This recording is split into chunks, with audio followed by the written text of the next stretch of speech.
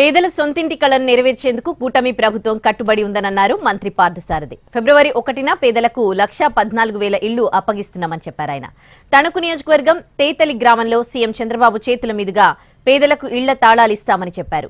భవిష్యత్తులో పీఎంవై 1.0 కింద మరో 6 లక్షల ఇళ్లను పూర్తి చేయాలని లక్ష్యం పెట్టుకున్నామని చెప్పారు. 14,000 ఇళ్లని పూర్తి చేయడం జరిగింది.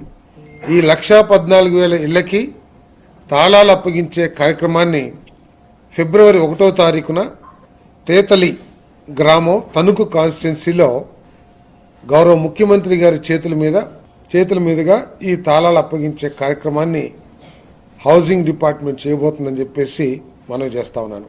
రాష్ట్ర వ్యాప్తంగా అన్ని నియోజకవర్గాల్లో హౌసింగ్ బోర్డుకి సంబంధించిన అధికారులు స్థానిక శాసనసభ్యుల్ని ప్రజాప్రతినిధుల్ని కలుపుకొని ఈ కార్యక్రమాన్ని విజయవంతంగా చేయాలని చెప్పేసి కూడా డిపార్ట్మెంట్ ద్వారా ఆదేశాలు జారీ చేయడం జరిగిందని చెప్పేసి నేను మనవి చేస్తా ఉన్నాను.